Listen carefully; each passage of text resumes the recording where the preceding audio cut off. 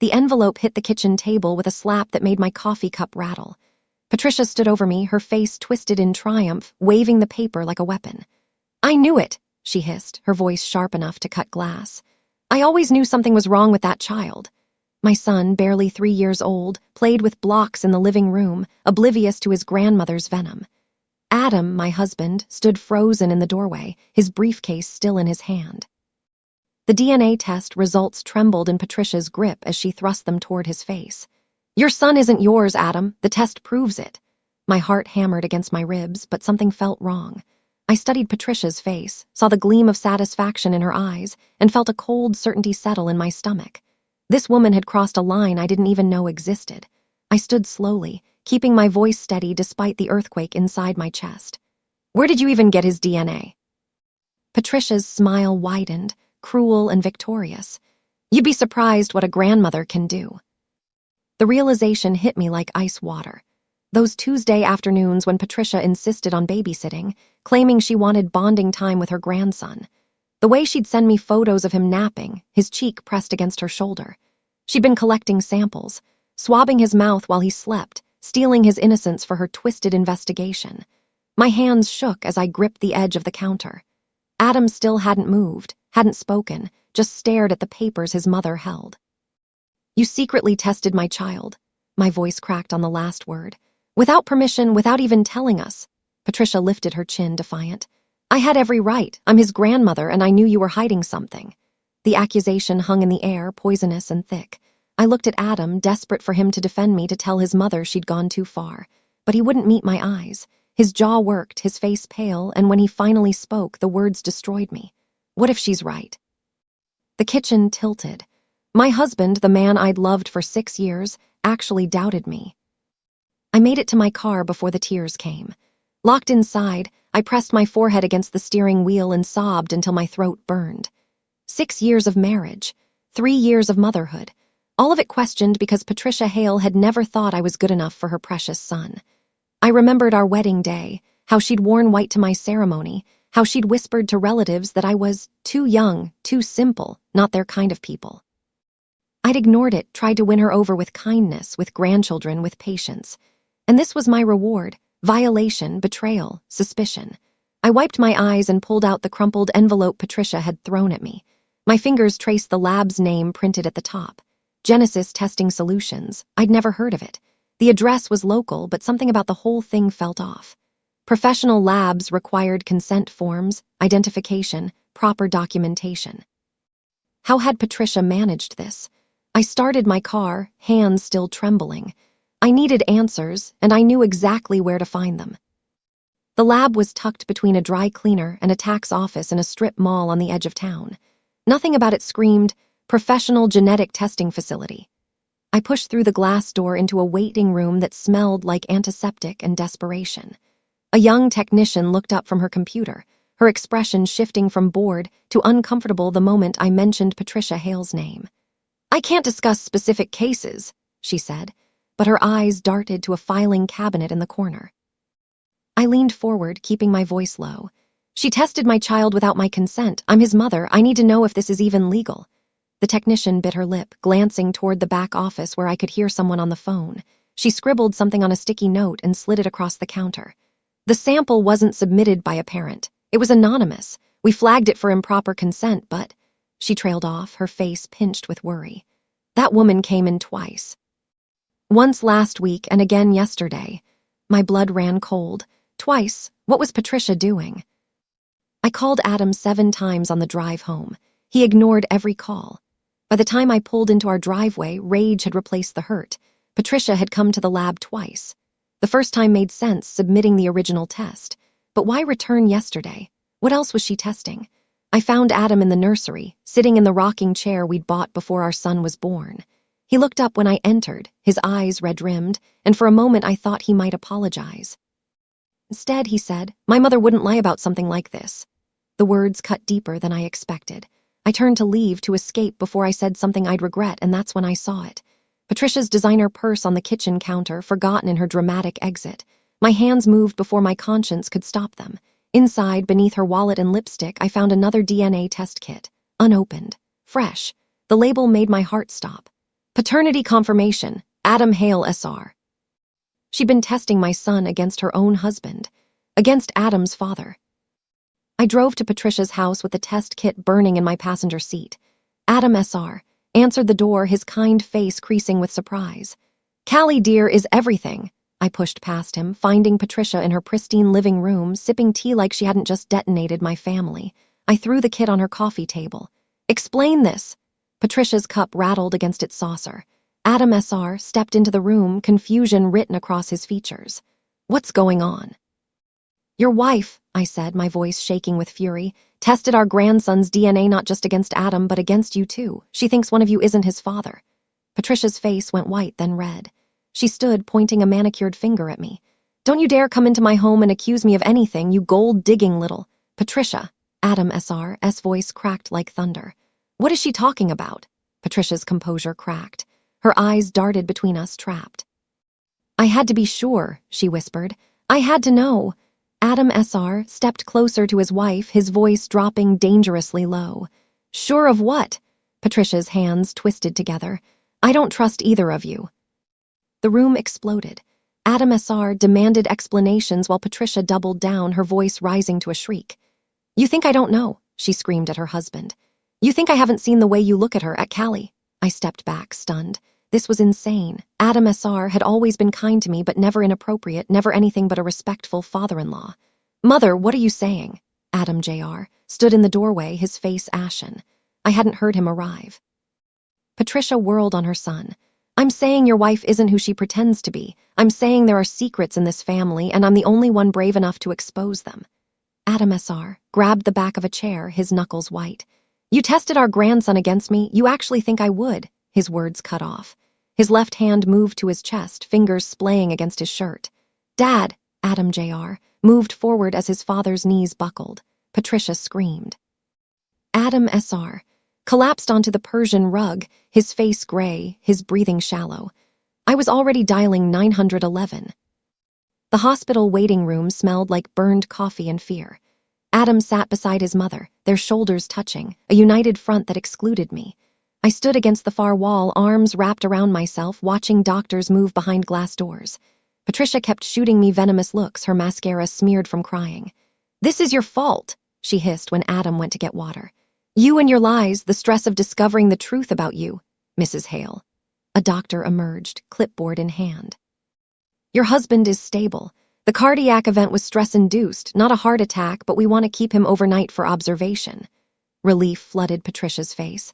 The doctor handed her a manila envelope she'd dropped in the emergency room. "You'll want to hold on to this." Patricia snatched it, clutching it to her chest.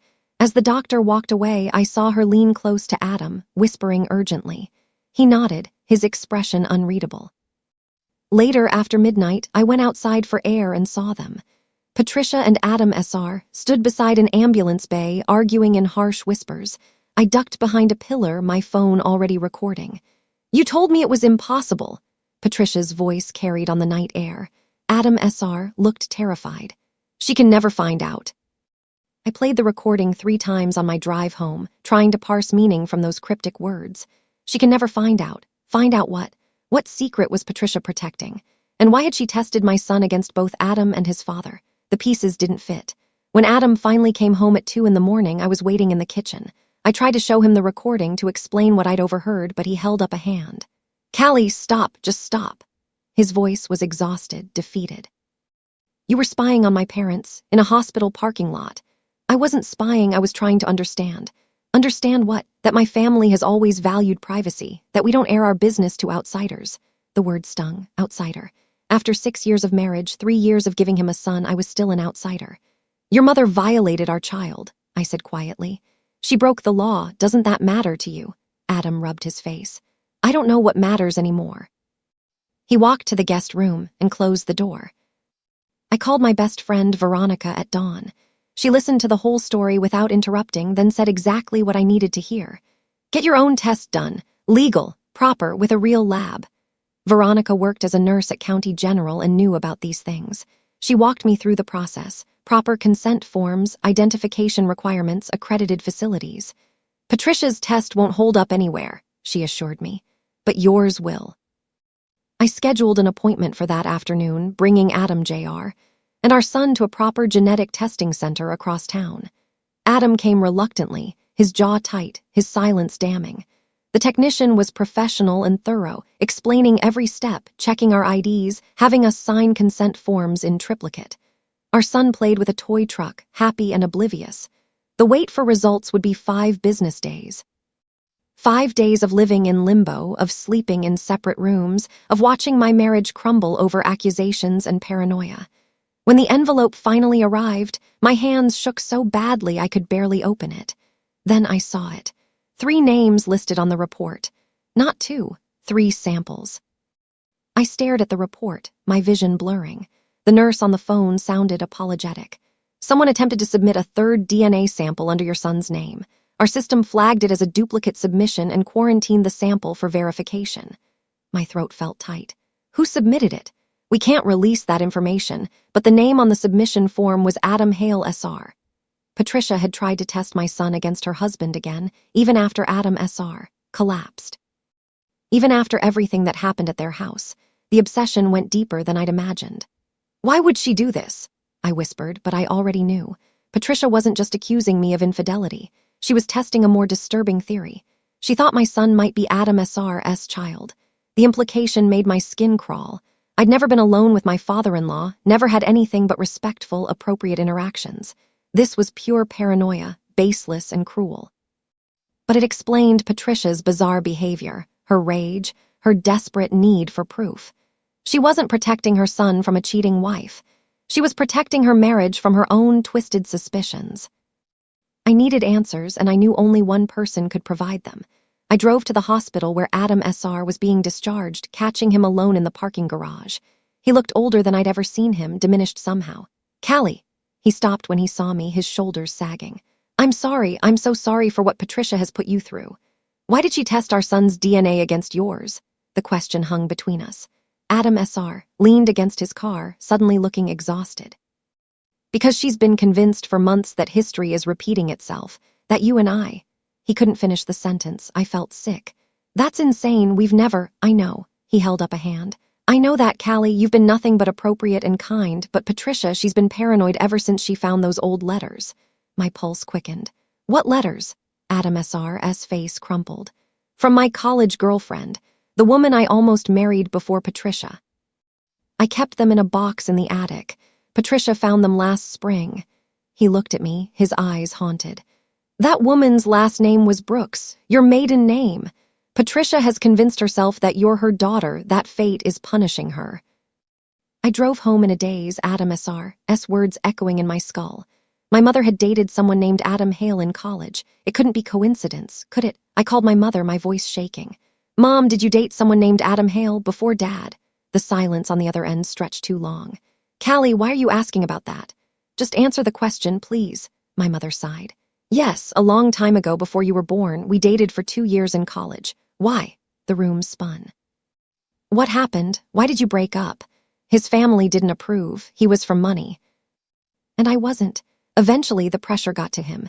He married someone else, someone from his world.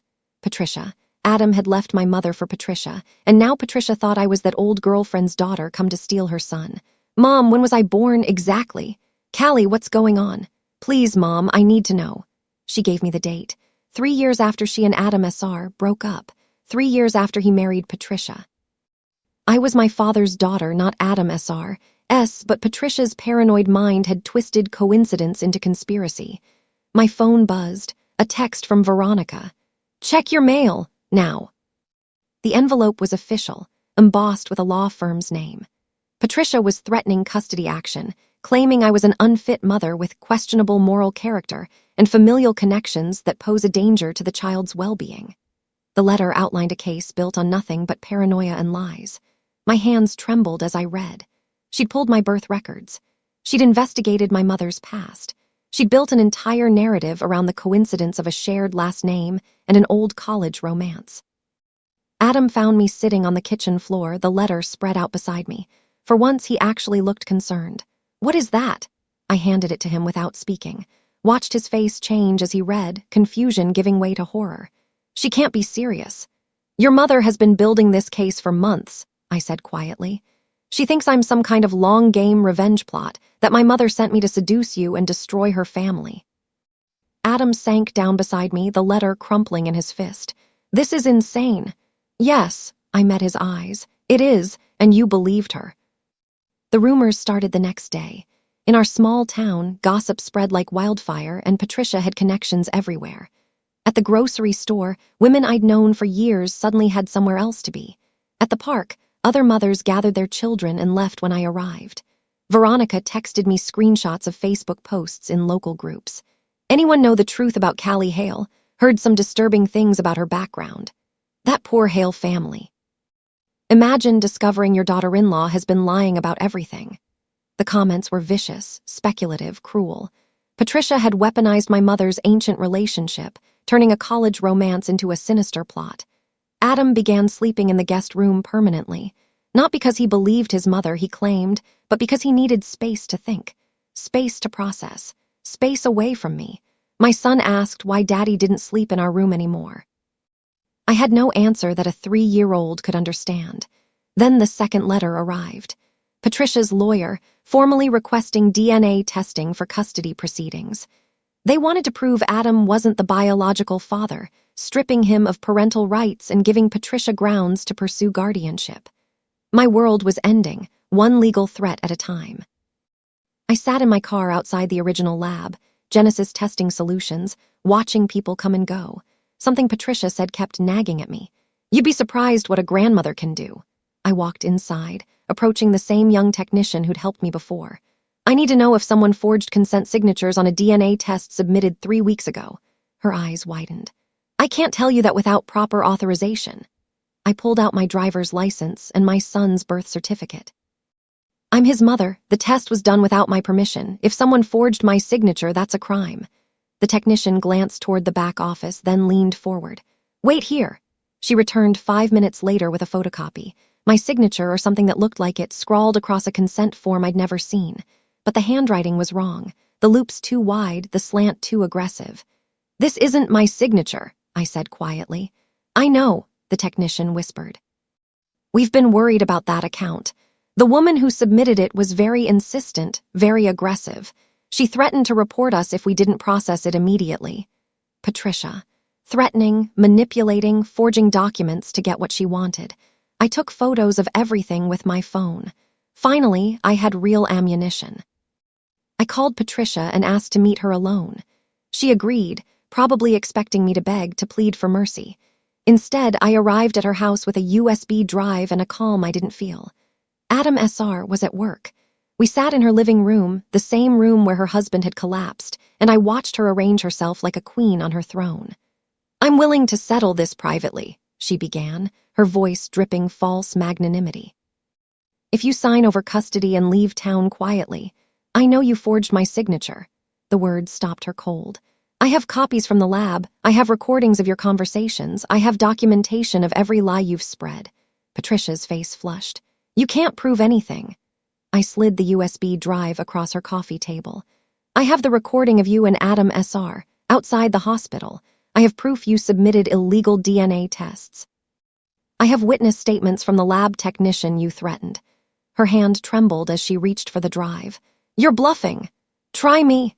For the first time since this nightmare began, I saw fear in Patricia's eyes. Real, genuine fear. She'd underestimated me, assumed I was weak, easy to break. She'd never considered I might fight back smart. Patricia stared at the USB drive like it might explode. What do you want? Her voice had lost its sharp edge, replaced by something that sounded almost like panic. I want the truth. Why did you test my son against your husband? What are you really afraid of? She stood abruptly, packing to the window. When she finally spoke, her voice was barely above a whisper. I found something else in that box with the letters. My stomach tightened. What? A photo of Adam and your mother. And another woman. She turned to face me. They were at a party. Your mother was pregnant in the photo, very pregnant. The implication hit me like a physical blow. You think my mother was pregnant with Adam SR's child? The dates matched up, I checked. Patricia's hands twisted together. I thought maybe your mother had his baby, maybe that baby was you, maybe you came here to what? Seduce my own half-brother. The words felt vile in my mouth. This is sick, Patricia, she flinched. I just needed to know. I needed to be sure that Adam Jr. wasn't, that you two weren't related. She thought Adam and I might be related, that our son might be the product of accidental incest. The paranoia had gone even deeper than I imagined. My mother wasn't pregnant with Adam S.R.'s baby, I said, forcing calm into my voice. She was pregnant with me, and my father was Michael Brooks, her husband. The dates are in my birth certificate, which you illegally obtained. Patricia sagged into her chair. I had to know. You destroyed my reputation, violated my child, threatened my family, all because of a photo in your paranoid imagination. The front door opened. Adam S.R. walked in home early from work and froze when he saw us. What's happening here? Patricia's face crumpled. I showed her the photo. Adam S.R. went pale. He moved to a cabinet, pulled out an old shoebox, and handed it to me. Inside were letters, photos, and a small envelope. Open it, he said quietly. Inside was a lab report. Old, yellowed with age. A DNA test from 30 years ago. When your mother told me she was pregnant, Adam S.R. said, his voice heavy with old pain, Patricia demanded proof it wasn't mine. Your mother submitted to testing to prove her baby was her husband's child. He looked at Patricia. The test confirmed it. You've had proof for 3 decades that Callie's mother moved on, married someone else, had a child with her husband. But you never believed it. Patricia collapsed forward, her hands covering her face. Sobs racked her shoulders, raw and ugly. I couldn't let it go. Every time I saw Callie, I saw her. The woman who almost took you from me. Adam S.R. looked at his wife with something between pity and disgust. I chose you, Patricia. 30 years ago, I chose you. And you've spent our entire marriage punishing me for a relationship that ended before we even got engaged. I loved you, Patricia gasped between sobs. I loved you so much, and you never looked at me the way you looked at her in those photos. The doorway darkened. Adam Jr. stood there, his face ashen. What's going on? I stood, my legs shaky. Your mother has been operating under a delusion for decades. She thought I was related to your father. She tested our son to prove it. Adam Jr. looked at his mother. Is this true? Patricia couldn't meet his eyes. Adam S.R. picked up the old DNA report. There's something else. His voice cracked. Something I found while Patricia was obsessed with these conspiracy theories. He pulled out another envelope. A new one. Recent. What is that? Patricia whispered. Adam S.R.'s hands trembled. I got suspicious about why you were so desperate to prove Callie's son wasn't Adam's, so I ran my own test, between me and Adam Jr. The room went silent. Adam Jr. took the envelope from his father's hands, his face blank with shock. He opened it slowly, pulled out the paper, and read. I watched the color drain from his face. I'm not your son. His voice broke on the last word. Adam S.R. closed his eyes. Biologically, no. Patricia's sobs turned to wails. She reached for Adam Jr., but he stepped back, the paper crumpling in his fist. How long have you known? I suspected for years, Adam S.R. said quietly. The timing never quite added up. But I loved you anyway, Adam. You were my son in every way that mattered. Adam Jr. turned to his mother, betrayal written across his face. Who? Patricia couldn't speak through her tears. Adam S.R. answered for her. A colleague of hers, 32 years ago. It lasted 6 months. Does he know? Adam Jr.'s voice was hollow. He died 10 years ago. The revelations crashed over us like waves.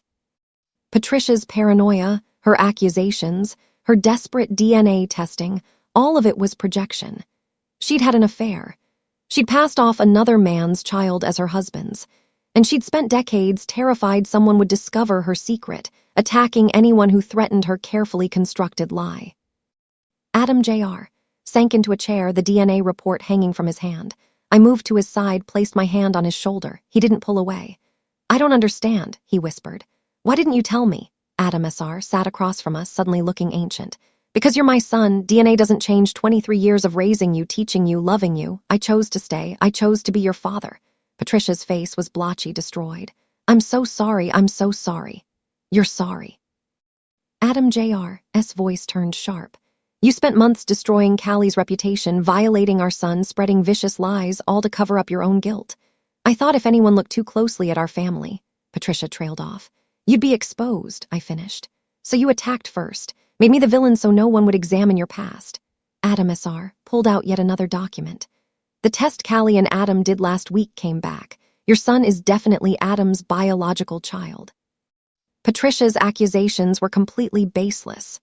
Relief flooded through me, followed immediately by rage. All of this pain, all of this destruction for nothing. My marriage nearly destroyed. My reputation ruined. My child violated. All because Patricia needed someone else to be the liar. Word spread faster than Patricia could control it. Her sister called. Then her mother. Then the women from her book club. Everyone wanted to know if the rumors were true, that Patricia Hale had accused her own daughter-in-law of the very sins she'd committed herself. The town's perception flipped overnight. Suddenly, the grocery store women were apologetic. The park mothers were welcoming. The Facebook posts disappeared, replaced by messages of support. Patricia's carefully maintained reputation crumbled to dust. Adam and I sat together that night, really together for the first time in weeks. "I should have believed you," he said quietly. "I should have trusted my wife over my mother's paranoia." "Yes," I agreed, "you should have." There was no point in softening the truth. He'd chosen his mother over me when it mattered most. "Can you forgive me?" I looked at my husband, at the man I'd loved enough to marry, to have a child with. "I don't know yet, but I'm willing to try." The next morning, I filed a formal complaint with the medical board about Genesis testing solutions and their lax consent procedures. Then I filed a police report for the forged signatures. Patricia showed up at our door that afternoon, looking smaller somehow, diminished. "Please," she begged, "please don't press charges." I stood in my doorway, my son on my hip, and looked at the woman who'd tried to destroy my family. Patricia's designer clothes looked rumpled. Her perfect makeup was smudged. "The hospital's legal office called," I said quietly. "They're conducting an investigation into the forged consent forms. That's out of my hands now." "I'll lose everything," Patricia whispered. "My reputation, my standing in the community. You should have thought of that before you violated my child." Adam appeared behind me, his hand on my shoulder. "Mother, you need to leave." "Adam, please. You accused my wife of terrible things. You spread lies. You broke laws. You did all of this to cover up your own secrets." His voice was firm. "We need space, a lot of space." Patricia looked between us, then at her grandson. "Can I at least say goodbye to—" "No." My voice was steel. "You lost that privilege when you secretly swabbed his cheek for DNA without permission." We watched her walk to her car, shoulders shaking. I felt no satisfaction, only exhaustion. Adam SR called that evening. "I'm filing for separation. After everything that's come to light, I can't continue the marriage." I wasn't surprised. Some betrayals were too deep to forgive. The legal consequences came swiftly. Genesis Testing Solutions faced sanctions. Patricia was charged with fraud and forgery. The charges would likely be reduced to misdemeanors, but the damage to her reputation was permanent. 6 months later, I stood in the nursery of our new home, 2 towns away from Patricia's sphere of influence. The walls were painted soft yellow. The crib was assembled. My hand rested on my growing belly, feeling the flutter of our second child. Adam walked in, wrapped his arms around me from behind. "How are you feeling?" "Better." It was true. Distance had given us space to heal, to rebuild. Therapy had helped us address the cracks in our foundation that Patricia's accusations had exposed. Our son played happily in his room, adjusted and thriving. He'd forgotten the chaos of those weeks, too young to retain the trauma. I envied him that. An envelope sat on the dresser. The results from a new DNA test we'd done, completely legitimate, completely voluntary, confirming what we'd always known. Our son was ours. The letter beside it announced our second pregnancy, another boy. I picked up both pieces of paper, studying them in the afternoon light. "You know what I realized?" I said softly. Adam's arms tightened around me. "What?" "Patricia spent so much energy testing blood relationships, trying to prove who belonged to whom. But family isn't about DNA. It's about trust, commitment, and choosing to love someone every day." I thought about Adam SR, who'd raised Adam JR, as his son despite knowing the biological truth, about the choice to stay, to love, to be present. "Some tests prove love more than blood ever could," I whispered, placing both documents in a memory box. Outside, our son's laughter drifted through the open window. Inside, our new baby kicked against my palm. And somewhere behind us, the past stayed exactly where it belonged. In the past, we'd built something new, something honest, something that Patricia's paranoia and secrets could never touch again. This was our family, not because a test said so, but because we chose it to be.